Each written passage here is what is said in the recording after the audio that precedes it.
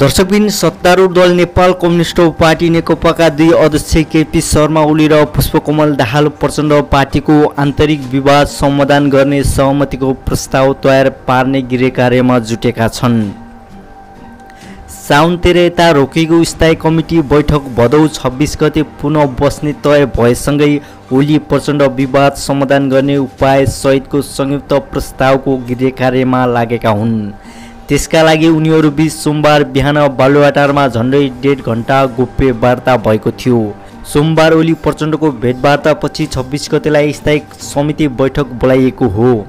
त्यस्तै बुधबार दुई अध्यक्षबीच पुनः भेटवार्ता गरेर प्रस्तावलाई अन्तिम रूप दिने तयारी गरेको दुई नेता निकट स्रोतले जानकारी दिएका छन्।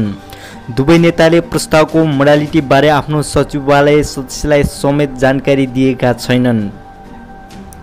अध्यक्ष प्रचण्डका प्रेस सल्लाहकार विष्णु सापकोटाले स्थायी समिति बसेपछि मात्रै प्रस्ताव कस्तो आउँछ भन्ने थाहा हुने प्रतिक्रिया दिए। उनले बैठक अघि दुई अध्यक्षबीच भेटवार्ता हुन सक्ने भए पनि समय निश्चित भइ नसकेको जानकारी दिए।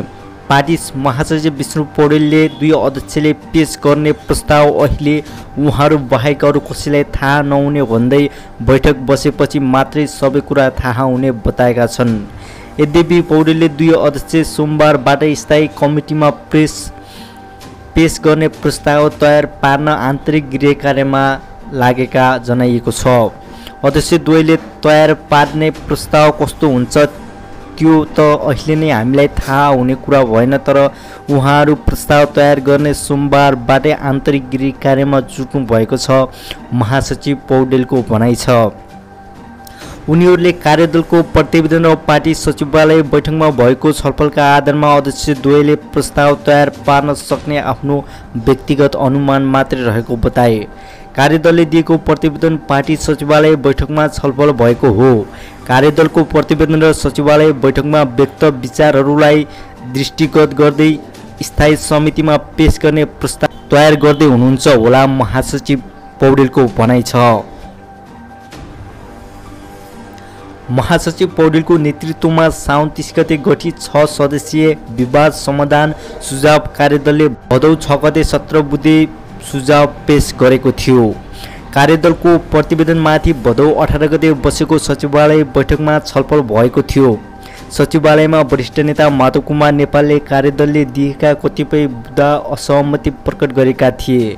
उनले प्रतिवेदनमाथि टिप्पणी गर्दै 15 वटा सुझाव समेट्न आग्रह गरेका थिए।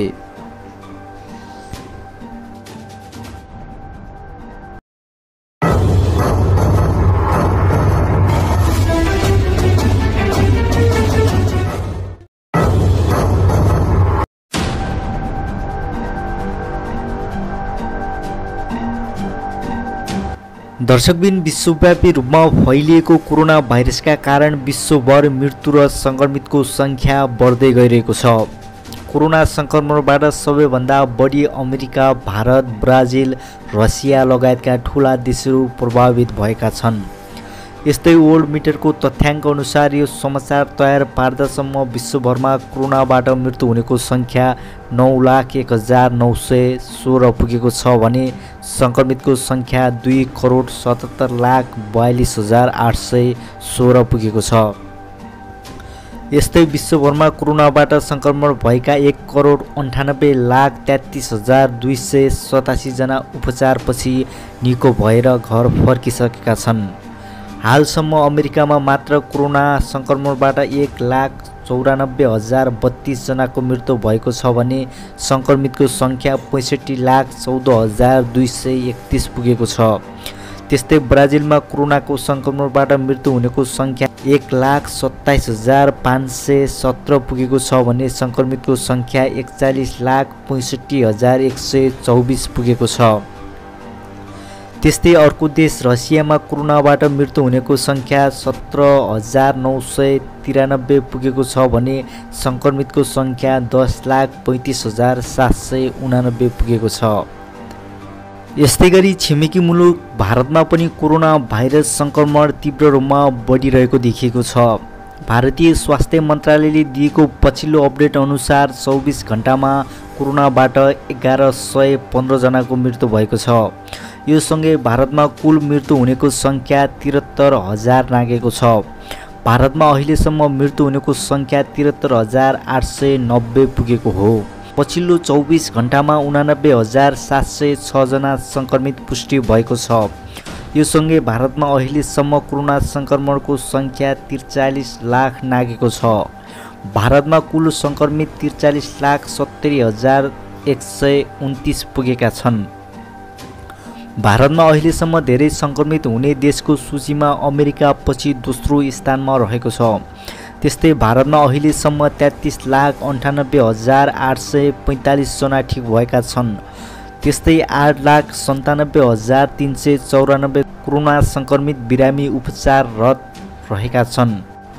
त्यस्तै भारतमा अहिलेसम्म कुल 5,18,04,677 नमुना परीक्षण गरिएको छ, जसमा पछिल्लो 24 घण्टामा 11,54,549 नमुना परीक्षण गरिएको इन्डिया काउन्सिल अफ मेडिकल रिसर्चले जानकारी दिएको छ।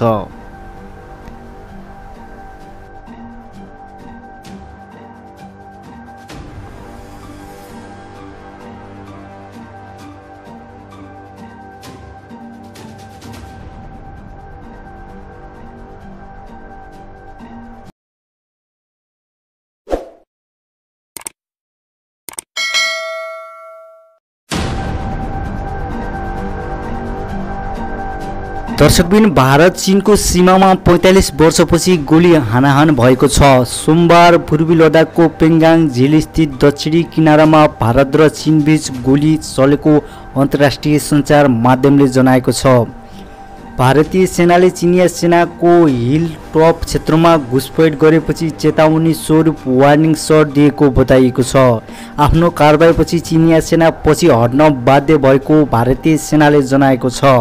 हिलटप क्षेत्रमा सेनाको चौकीमाथि चिनिया सेनाले गोली प्रहार गरेपछि चेतावनी स्वरूप जवाफी फायर गरेको भारतीय सेनाको भनाइ छ। चिनिया सेनाका वेस्टर्न थिएटर कमान्डर प्रवक्ताका अनुसार भारतीय सेनाले सोमबार पेन्गान्त्योको दक्षिणी किनारामा लाइन अफ कन्ट्रोल LSC पार गरेर घुसपैठको कोसिस गरेको आरोप लगाएको छ। उनले LSC पार गरेर वाइ फायर गरेको आरोप लगाएका हुन्। चिनिया सेनाका अनुसार चिनिया सेना भारतीय सेनासँग वार्ता गर्न अगाडि बढिरहेका बेलामा भारतीय सेनाले यो इलाकामा वार्निङ सट अर्थात् हवाई गोली चलाएका थिए। विभिन्न स्रोतको प्रयोग गर्दै अन्तर्राष्ट्रिय सञ्चार माध्यमले भने दुवैतर्फ गोली हानाहान भएको बताएको छ। सञ्चार एजेन्सी NNIA पनि स्रोतलाई उद्धृत गर्दै हवाई फायर भएको जनाएको छ। रातिको घटनापछि सो क्षेत्रको स्थिति तनावपूर्ण रहेको बताइएको छ।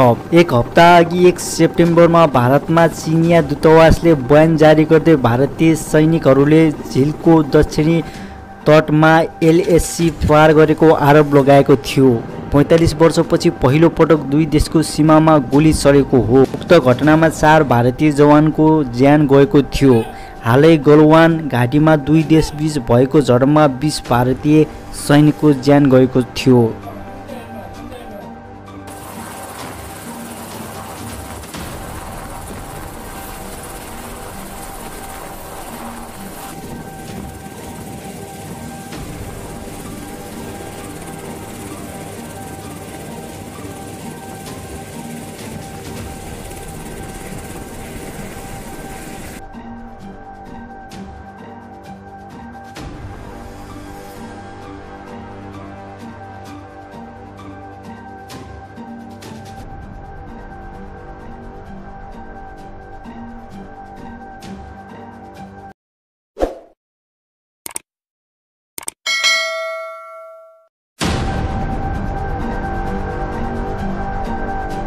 दर्शकबिन, सत्तारूढ दल नेपाल कम्युनिस्ट पार्टी नेकपाको विवाद तत्कालका लागि समाधान भएको देखिए पनि अब सरकारमा आफ्नो स्थान बनाउन नेताहरूबीच शक्ति सङ्घर्ष सुरु भएको छ।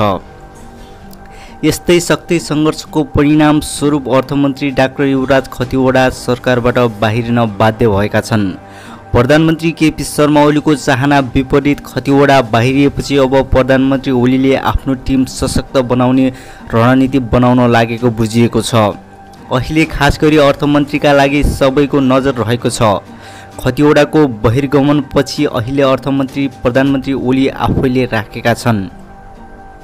नेकपाको विवाद समाधान कार्यदलले दिएको प्रतिवेदनलाई कार्यान्वयन गर्दा प्रधानमन्त्रीले मन्त्री परिषद हेरफेर गर्नुपर्ने भएपछि उनले आफ्नो प्रभाव पार्टी र सरकार दुवैमा कायमै हुने गरी अगाडि बढ्न खोजेको देखिएको छ। पार्टी सचिवालय बैठकले उपाध्यक्ष वामदेव गौतमलाई राष्ट्रिय सभामा मनोनित गर्ने निर्णय गरेपछि उनले त्यसका लागि हतार गरेका छैनन्, किनकि गौतमलाई सांसद बनाएमा उनलाई मन्त्री बन्नबाट रोक्न प्रधानमन्त्री ओलीलाई मुस्किल हुने उनले बुझेका छन्। गौतमको व्यक्तिगत र खरो स्वभावले उनी आफैलाई अप्ठ्यारो पर्ने आकलनका साथ अहिले राष्ट्रिय सभामा सिफारिसका लागि अलमल गरेका छन्। उनी पार्टीको स्थायी कमिटीबाट कार्यदलको सुझाव पारित गराएर कम्तीमा अब आफ्नो कार्यदलको बाँकी समय थप किचलो नहोस् भन्ने सुनिश्चित गर्न चाहेको देखिन्छ। उनको सुनिश्चिततापछि मात्रै गौतमलाई राष्ट्रिय सभामा सिफारिस गर्नेदेखि मन्त्री परिषदमा हेरफेरसम्मको काम अगाडि बढाउने मनस्थितिमा प्रधानमन्त्री ओली रहेका छन्। यसका लागि भदौ 26मा गत श्रावण 13 गतेदेखि अवरुद्ध रहेको स्थायी कमिटी बैठक बोलाइएको छ। पछिल्ला केही महिनामा पार्टीको चरम विवाद र शक्ति सङ्घर्षले सरकारको दैनिक काम नै अवरुद्ध भएको र अहिले मन्त्री परिषद पुनर्गठनको बहसले फेरि सरकारको काममा अस्थिरता आएको महसुस आम रूपमा भइरहेको छ। अब प्रधानमन्त्री ओलीले खास गरी अर्थमन्त्रीमा कसलाई ल्याउँछन् भन्ने चर्चा चलिरहेको छ। प्रधानमन्त्री ओलीले अर्थमन्त्रीमा आफूले भरोसा गर्न सक्ने विश्वास पात्रको खोजीमा छन्। यस सूचीमा अहिले प्रदेश नम्बर 5 का मुख्यमन्त्री समेत रहेका प्रधानमन्त्री ओलीका विश्वास पात्र शङ्कर पोखरेल अगाडिदेखिको प्रधानमन्त्री ओली निकट नेताले खरिबोर्डलाई बताएका छन्। यद्यपि उनी प्रदेश सांसद रहेकाले उनलाई केन्द्रमा सांसद बनाएर मन्त्री बनाउन लाग्ने प्रक्रिया भने सहज देखिँदैन। अर्थमन्त्रीमा वामदेव गौतमदेखि विष्णु पौडेल र सुरेन्द्र पाण्डेको दाबी रहेको छ, तर प्रधानमन्त्री ओली यी नामहरूमा कन्भिन्स नदेखिएको बताइएको छ। त्यसकारण अहिले उनी अर्थमन्त्री आफैले राखेर खतिवडालाई सल्लाहकारको रूपमा राखेर मन्त्रालयको जिम्मा दिने रणनीतिमा समेत प्रधानमन्त्री रहेका छन्। पार्टीले निर्णय गरेपछि खतिवडालाई राष्ट्रिय सभामा पठाउने सम्भावना अझै नसकिएको समेत बताइएको छ। अहिले गौतमलाई राष्ट्रिय सभामा सिफारिस गर्नुपर्ने निर्णय पार्टीबाट हुन योजनाबद्ध ढङ्गबाट भएको प्रधानमन्त्री ओली सहित उनी पक्षको बुझाइ रहेको छ। त्यसैले यसबीचमा गौतमलाई फकाउने प्रयास समेत जारी रहेको बताइएको छ। अर्थमन्त्रीको रूपमा पूर्व अर्थमन्त्री विष्णु पौडेल, सुरेन्द्र पाण्डेको नाम अगाडि ल्याइएको भए पनि उनीहरू अहिलेको सम्भावनामा नरहेको ओली निकट एक नेताले खरिबोर्डलाई बताएका छन्। महासचिव पौडेल र अहिले पार्टीको कायमी व्यवस्था हुनुपर्ने अवस्था छ भने वरिष्ठ नेता माधव कुमार नेपाल निकट नेता पाण्डेलाई ओलीले अहिले विश्वास गरिहाल्ने अवस्था नबनेको उनको तर्क छ। एक किसिमले हेर्दा प्रदेश नम्बर 5 का मुख्यमन्त्री पोखरेलको सम्भावना देखिन्छ। उनी ओलीका विश्वास पात्र मात्र होइनन्, ओलीका हरेक कदमलाई आँखा चिम्लेर साथ दिने नेता पनि हुन्। अहिले उनी प्रदेश 5 को मुख्यमन्त्रीको रूपमा रहे पनि कार्यदलको सुझाव कार्यान्वयन गर्दा मुख्यमन्त्री छोडेर केन्द्रीय सरकारमा आउने चाहना समेत प्रधानमन्त्री ओलीसँग राखेको बुझिएको छ। अहिले मन्त्री परिषद पुनर्गठन हुँदैन भन्ने प्रधानमन्त्रीको अभिव्यक्ति समेत पोखरेलले सम्भावनालाई बढाएको देखिन्छ, किनकि कार्यदलको सुझाव पार्टीको स्थायी कमिटीबाट पारित गराएर कार्यान्वयन गर्ने पनि केही समय लाग्ने भएकाले प्रधानमन्त्रीको यस्तो अभिव्यक्ति आएको बुझिएको छ। तर यसमा उनलाई कसरी केन्द्रमा सांसद बनाउने भन्ने विषय भने जटिल नै रहेको देखिन्छ।